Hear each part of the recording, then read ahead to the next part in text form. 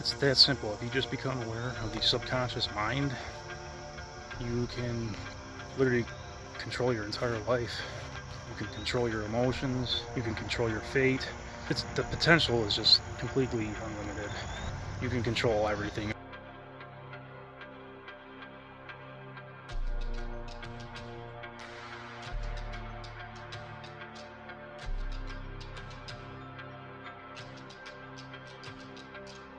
So I kind of felt the nudge to come here today, just to kind of see why. I wanted to make a video about the science of consciousness.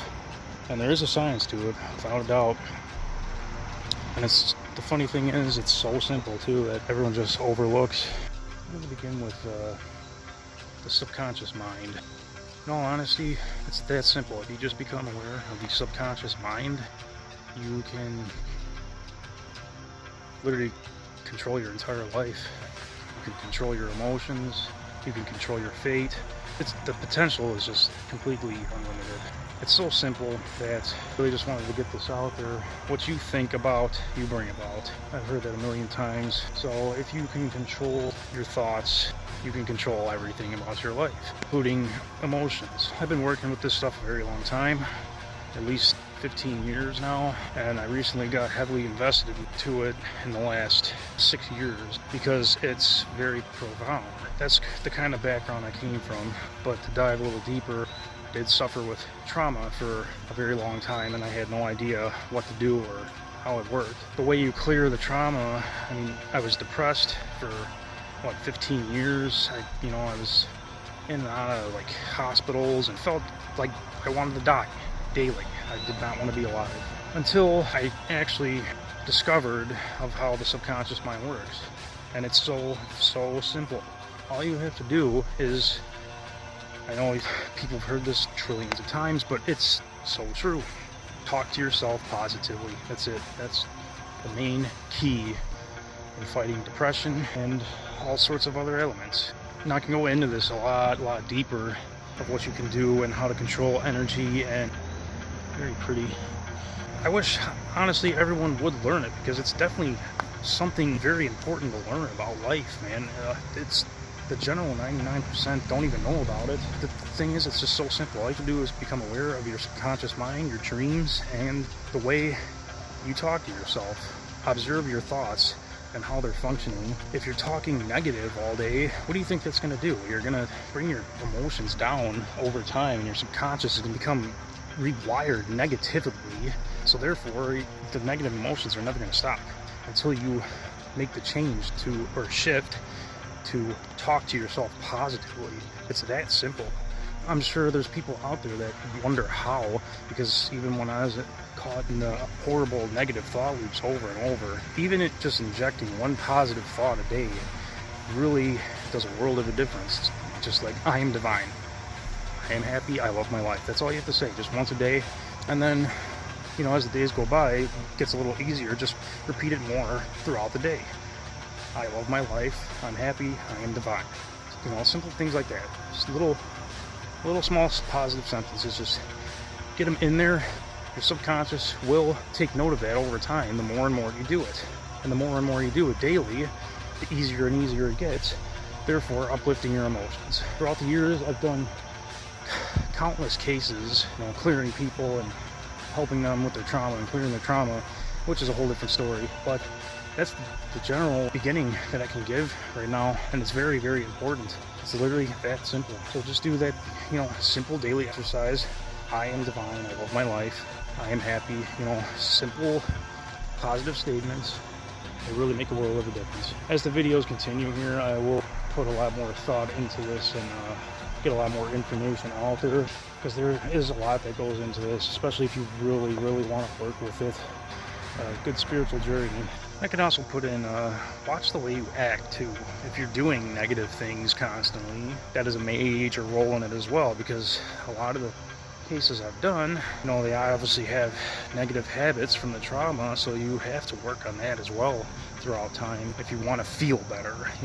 It's that simple. All you have to do is make the change, and positivity will come to you rather than work against you. Negative habits are the big ones. The more clutter you clear out, the better. Your subconscious will take note of that as well. What you live in, you are, as within, so without.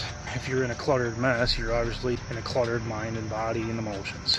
Relationships play a huge role as well. If you have toxic relationships whilst constantly bringing you down, the junk of other people can also influence your emotions negatively. If you want to help yourself, you have to clear the toxicness of other people as well, which I know is hard, but at the same time, it doesn't have to be permanent. That's the thing.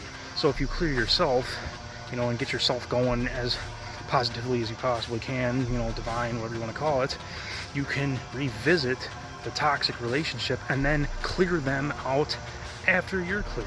And then both of you will be a trillion times happier, live in a perpetual harmonic balance rather than fighting each other constantly. This place has always been a massive part to my life. I do visit it a lot.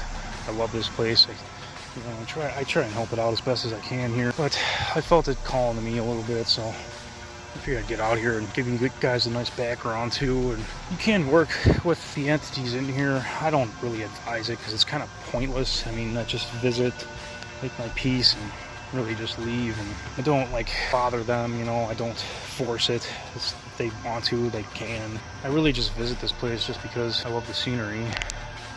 It's really beautiful out today, really peaceful, and it's kind of like home to me. I know a lot of people throughout the states haven't seen this place or has never even heard of it. I'll show you that around a bit. Back there is a little quarry that the main host of the Bachelor's Grove website found. A little lake there. That used to be a quarry as well. There's trails that go all sorts of different directions back there. I've been through pretty much all of them. It's just kind of like a winding, mindless circle. But there's a picnic table back, buried back there. You go straight down this little path here. You get to a small cliff basically now, but a little creek runs through there, and you kind of go down to the left or whatever, and then you can cross the creek, and then you keep going a little bit. This little asphalt road keeps going, and then off to the left, that little asphalt road, lies an old foundation to a house that used to be out here, which is a pretty interesting foundation. I do not have enough daylight left to get back there quick enough to show you. I can give you this story. When we used to come back down here 2-3 a.m. when we were young, 15 years old, pitch black, no one would be here. You can't see your hand in front of your face. I don't know how I found out about this, but I would always, looking left like a hawk basically. I'd have my head geared this way without blinking as I'm moving, walking down this trail into the cemetery. And eventually, as you're walking through the trees and foliage, your eyes would catch this little dim flicker of a candlelight. I was with a huge crew at the time, so everyone's seen it. I'm not the only one that's seen this candlelight. So whatever it was, and this is not a one-time event. I've seen this multiple times coming in here, multiple different months and years. So I know it's not just the same person doing it. It's something of the grove. I don't know what it is.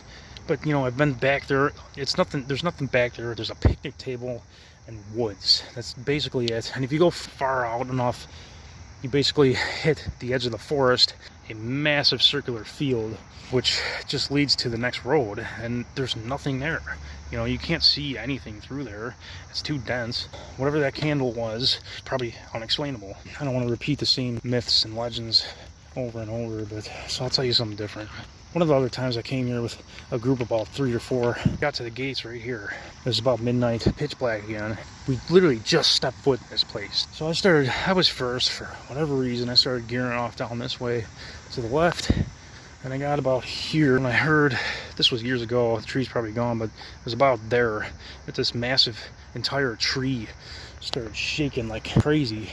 And it sounded like a bull or something, like an animal, just whatever it was extremely strong, shaking this tree.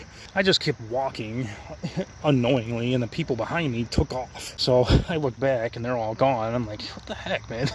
So I just took off with them, and that was the end of that. The last really story I have is it's about 3 a.m. again.